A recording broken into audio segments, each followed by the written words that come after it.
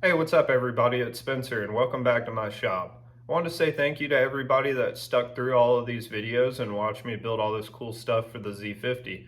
Today's going to be the last episode of the entire series, so let's get started and build a couple of shocks for this thing.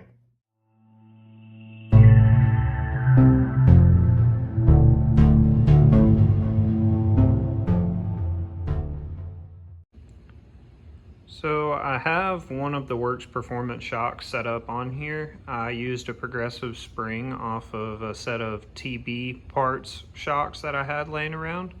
And right now it's too short, and I figured out I needed to increase the length by about 3/4 of an inch. And I'm gonna see how that fits up now and see if I get a little bit better of clearance with my chain right there. You can see it sits relatively close, which I don't particularly like, so I'm going to try to get that spring up out of the way. And to do that, I designed and 3D printed another clevis, or eyelet, or whatever you'd like to call it, just as a proof of concept here before I make one out of aluminum. So it's tapped and everything and ready to install. So I'll pull off that eyelet on the bottom and install this one and see how it fits up. So as you can see, I have quite a few shocks sitting here. What I have is the set that a lot of you guys have seen in the photos and videos of me at the Barber Small Bore Festival. This was a set of shocks that look like air shocks that I found on eBay. And I like the ride height of these, but they're not real air shocks and they're really not very good. They're just some cheap eBay shocks I thought looked cool just for the sake of the show, but from a performance aspect, they're not really what I wanted or what I had envisioned when I started building the bike. So these are a little bit longer than the shocks I originally built the bike and the swing arm for. These are shocks from TB parts. I have a set of these as well. There's the other one right there with the spring still on it. And as you can see, I can push down on this and it doesn't come back up. So it's obviously not pressurized right here, even though they have a bleed screw. I have to pull it back out. So you're really, all you have is some oil damping there, and you can actually hear it cavitating inside of there. So from a performance standpoint, these aren't extremely good shocks. They're okay for being off the shelf and everything. They're definitely better than your stock options, but what I ultimately envisioned was going with a set of Works Performance shocks. Now, the interesting thing is that I have two of these that are identical off of CRF50s, and I'm gonna rebuild them and probably revalve them. They're kind of grimy, and you can see it's leaking a little bit. There's some oil residue on there, but even so, with it leaking, I can push down on this and it comes back up. So that's going to provide a more consistent feel throughout the entire travel range. These are charged with nitrogen. So I'm going to redo these. So these shocks are 10 3/4 inch from center of the eyelet to center of the eyelet here.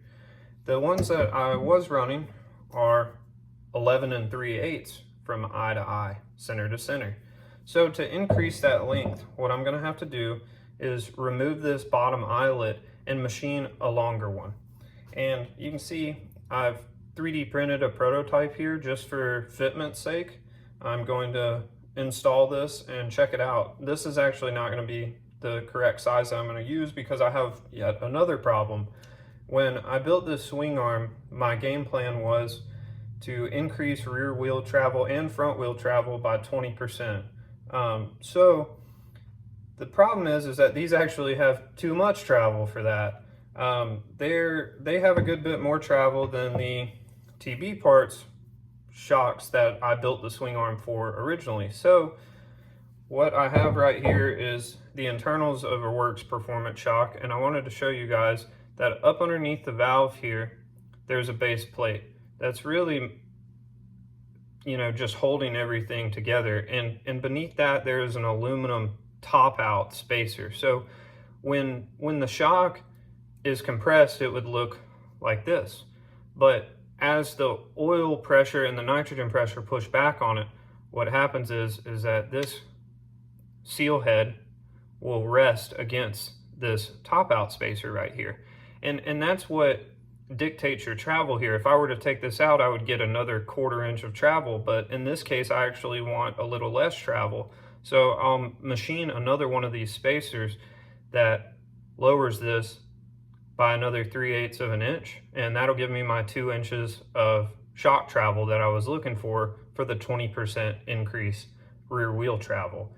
And the reason why I'm being so picky about this is that I designed that swing arm to use the stock axle tabs and stock shock mounts as well, just to save myself some effort of having to make some new ones and everything. And so I designed the length of the swing arm around these TB part shocks. So I want these Works Performance shocks to match up to those TB part shocks, but be just a tad bit longer, because I did like the ride height of these fake air shocks. So I'm gonna get started on that now. I have my test shock mounted on here with the spring off of the TB parts shock, and I added the 3/8 spacer internally like I was talking about, just to limit the shock travel down to 2 inches like I wanted it to be, and the 3D printed bottom eyelet. I did this, like I mentioned, just to try to get the chain clearance as much as possible in between the spring retainer and the chain. And so I've gotten it quite a bit better. And one other thing that I could always do is machine a new spring retainer that would raise the spring up a little bit higher. So if I notice any kind of rubbing issues, that's what I'll have to do. I machined some bottom eyelets here and anodized them both clear. If you want to see that process of anodizing at home, I do have a video on my page. I have both of my valves here along with all of the valving for them already laid out, ready to go back together. So I'll put one of them together and then I will keep the other one apart so I can show you guys how these things function. Here is one of the shock shaft assemblies put together completely. And I wanted to show you guys how this valve functions. You've got 3 steel balls that you can see through the holes in those shims right there. And what's going to happen with those is when the shock is being compressed, it's going to cause the spring on these balls to compress as well, and that's where your compression damping comes from. So you can change the spring rates to get different damping characteristics, and you can also change the diameter of the holes. But on these, the cool thing is that it still has, like, similar to a modern motorcycle, the rebound shim stack that is on top. When the shock is rebounding or extending back to its normal length, it's going to shove oil through these smaller bleed holes, these little ones with the large chamfer on them, and it's going to force that shim to bend upwards. And that's where your rebound characteristics come from. So you could change the thickness of these shims or how many shims there are and change how the bike is going to rebound, how fast or how slow. And you can also change the hole sizes as well. So I've made sure that both of these are matching, but I know that there's the potential that I might have to take this back apart and change that to my likings, but that's how you tune one of these shocks. So we'll put the other shock shaft together and start building them.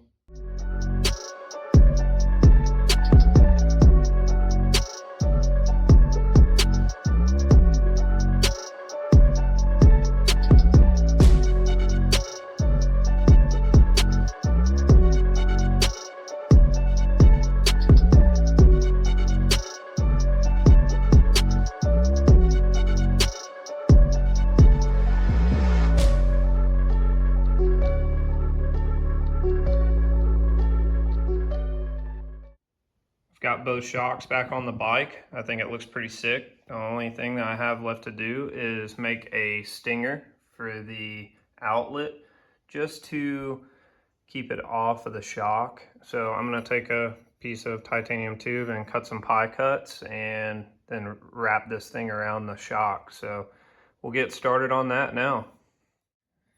Here's the complicated curve that I came up with using pie cuts to get this exhaust routed around my shock the way that I wanted.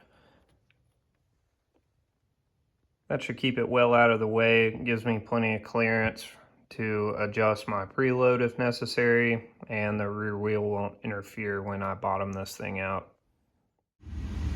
So I finished welding this up, and I've already made a mark on where it's going to line up.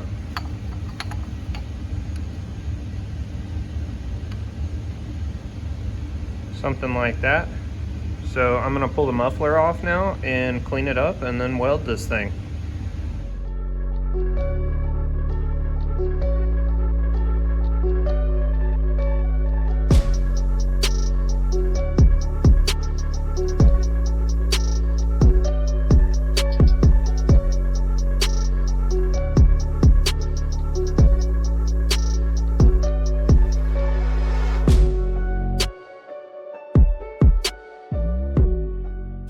Okay, now that we have the muffler back on with the new outlet tube, I will drag this thing outside and try these new shocks out that I've been working on for so long.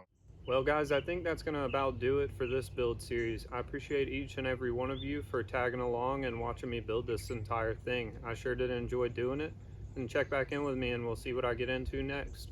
But for now, we're just gonna ride this thing and enjoy it.